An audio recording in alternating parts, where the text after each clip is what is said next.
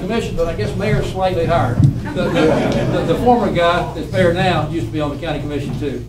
But this guy brings an awful lot to bear. And go ahead. How can I lose with Julian McPhillips speaking, representing me and doing my case? Let me just say, first of all, thank you, Julian, and thank all of you for coming out tonight. This really means a lot to me. We have had to run what would seem to be a low-key campaign. In reality, it has not been. I've been speaking to neighborhood associations, different organizations. I spoke to the Optimist the other night, churches, anywhere that I can get a listener, I'll share my vision. We're on Facebook, Dan Harris for Mayor. We're on the internet, danharrisformayor.com. All of this is out there. Now, having said that, let me just say that there's no way that I'm going to be able to spend $500,000 on this campaign. And I don't intend to. I don't think we need to spend that kind of money. This campaign is going to be won by shoe leather, friends like you, and volunteers and supporters like you, knocking on doors and talking to people about issues that are important to them. And that's exactly what I've been doing. I have a platform. My platform has 4 legs so that it stands evenly. Education, economic development, community investment, and crime. I'm going to talk briefly about violent crime because it has been so prevalent over the past weekend. And in my opinion, it's just the chickens coming home to roost.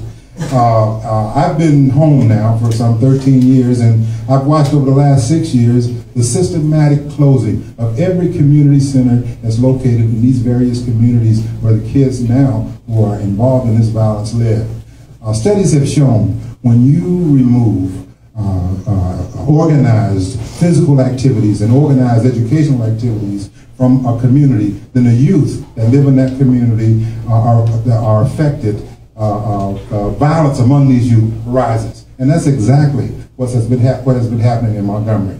When I'm elected mayor, first on my agenda is to revitalize the city recreation department to make sure that every community in this city has access to a community center. And not only that, but within these community centers will be organized physical activities. I mean, when it's basketball season, there'll be basketball. When it's baseball season, there'll be baseball. When it's football season, there'll be football. And there'll be academic programs to make sure that they have something to do after school and when they, during summer vacation.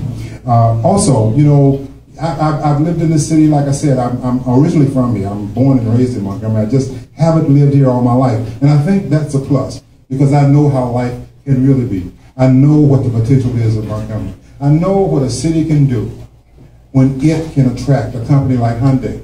After my military service, I lived in Detroit for a year, and I worked at a place called Warren, in Warren, Michigan, Chevrolet Warren. And I saw what that Warren plant did to Warren, Michigan. Warren, Michigan now is actually more prosperous than Detroit. If you were to go there, you wouldn't believe it. When they put that plant there were nothing but a bunch of trailer homes. And that could happen in Montgomery. It hasn't happened though. You know, the funny thing about what has happened at Hyundai is that we've increased the number of jobs that are available here, but believe it, out of the 3,000 people that work at Hyundai, 1,500 of them don't even live in Montgomery County. For the last 4 years, we're on a trend. The population of this county is shrinking. We have to reverse that. How do you reverse that? The way you reverse that, you have over 6,000 people working in Southwest Montgomery. But there is not a residential development out there. There's not a commercial development. When I'm elected, the second thing I'm going to do is to make sure that I encourage both residential and commercial development in Southwest Montgomery so the 6,000 people that work at Hyundai and Movis and the other suppliers will live closer to where they work. And then the people who are commuting from as far away as